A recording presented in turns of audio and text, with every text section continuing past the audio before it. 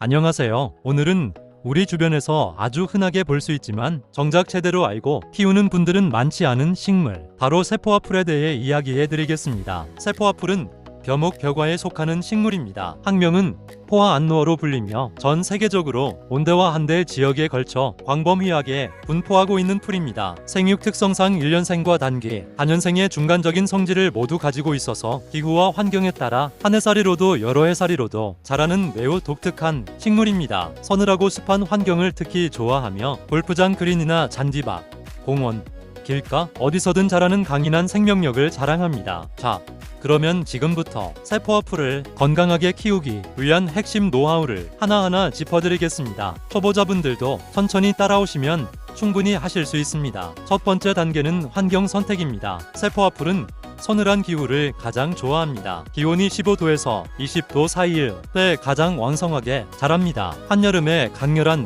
더위에는 성장이 멈추거나 고사할 수 있기 때문에 봄이나 가을에 파종하거나 관리를 집중하는 것이 좋습니다. 실내에서 키우신다면 직사광선이 너무 강하게 들어오지 않는 밝은 창가를 선택하시고, 실외라면 오전 햇살이 들고 오후에는 반그늘이 지는 공간이 이상적입니다. 빛은 필요하지만 강한 직사광선은 오히려 잎을 태우고 건조함을 가중시키기 때문에 주의하셔야 합니다. 두 번째 단계는 흙과 배수 환경 준비입니다. 세포와 풀은 배수가 잘 되면서도 적당한 수분을 머금는 흙을 좋아합니다. 모래가 약간 섞인 토양이나 시중에서 판매하는 잔디용 배양토를 사용하시면 좋습니다. 화분에서 키우실 경우에는 반드시 배수, 구멍이 있는 화분을 사용하시고, 화분 바닥에 굵은 자갈이나 마사토를 2cm에서 3cm 깔아주신 뒤 흙을 채워주면 세포와 풀을 죽이는 가장 흔한 실수를 피하실 수 있습니다. 세 번째 단계는 파종과 초기 관리입니다. 세포와 풀을 씨앗에서 시작하실 경우 봄철에는 3월 말에서 4월 초, 가을철에는 9월에서 10월 초 사이가 가장 좋은 파종 시기입니다. 흙 표면을 고르게 평탄화한 다음 씨앗을 얇고 고르게 뿌려주세요. 씨앗은 매우 작으므로 손가락으로 가볍게 표면을 누르듯이 눌러줘서 흙과 밀착시켜주시는 것이 중요합니다. 씨앗을 뿌린 후에는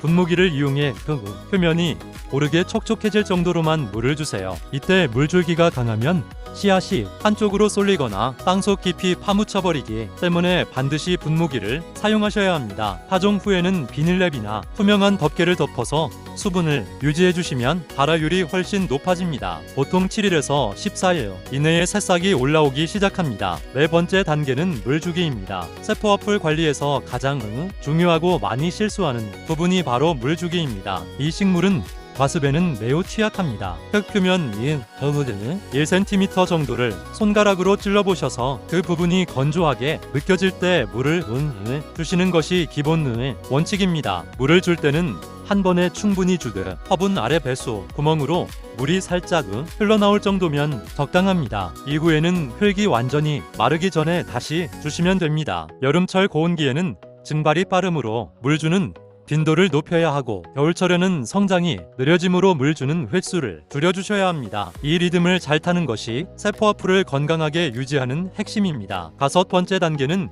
비료와 영양 관리입니다. 세포와 풀은 과도한 비료보다는 적당한 영양 공급을 선호합니다. 성장기인 봄과 가을에는 질소 성분이 포함된 잔디용 복합 비료를 한 달에 한 번 정도 얇게 뿌려주시는 것이 좋습니다. 비료를 너무 많이 주면 잎이 욱자라거나 뿌리가 손상될 수 있기 때문에 항상 적게, 자주의 원칙을 지켜주세요. 여름 고온기와 겨울 휴면기에는 비료를 주지 않는 것이 좋습니다. 여섯 번째 단계는 잘라주기와 통풍 관리입니다. 세포와 풀은 잔디처럼 낮게 유지할수록 더욱 조밀하고 건강하게 자랍니다. 잎이 너무 길어지기 전에 전체 키의 3분의 1 이상은 자르지 않는다는 원칙하에 주기적으로 다듬어 주세요. 한 번에 너무 많이 잘라내면 식물이 스트레스를 받아 회복하는 데 시간이 걸립니다. 또한 식물이 촘촘하게 자라다 보면 통풍이 나빠져서 곰팡이성 병해가 생기기 쉽습니다. 주기적으로 얇게 잘라서 공기가 잘 통하도록 해주시면 병충해를 예방하는 데 큰 도움이 됩니다. 일곱 번째 단계는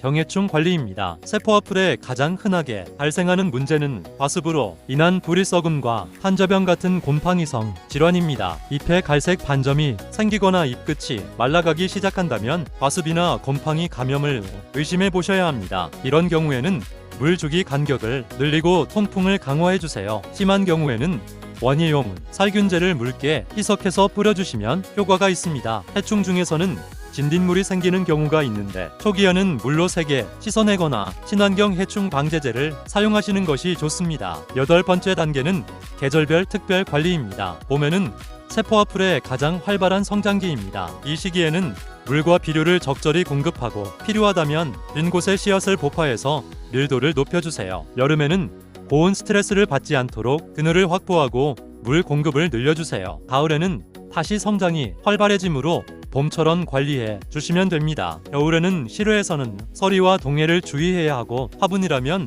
실내로 들여놓거나 벽집 같은 보온재로 덮어주시면 월동이 가능합니다. 마지막으로 가장 중요한 핵심을 정리해 드리겠습니다. 세포와 풀은 강한 생명력을 가진 식물이지만 여름철 고온과 과습이라는 두 가지 조건에서는 매우 취약해집니다. 서늘하고 통풍이 좋은 환경, 적절한 수분 공급, 그리고 주기적인 잘라주기 이 세 가지만 잘 지켜주신다면 초보자분들도 충분히 건강하게 키울 수 있습니다. 식물을 키우는 일은 식물의 리듬에 나를 맞추는 과정입니다. 세포와 풀이 보내는 신호, 잎의 색깔, 흙의 습도, 성장의 속도를 세심하게 관찰하시면서 그에 맞게 반응해 주신다면 세포와 풀은 오랫동안 여러분 곁에서 싱그러운 초록빛으로 함께해 줄 것입니다. 고맙습니다.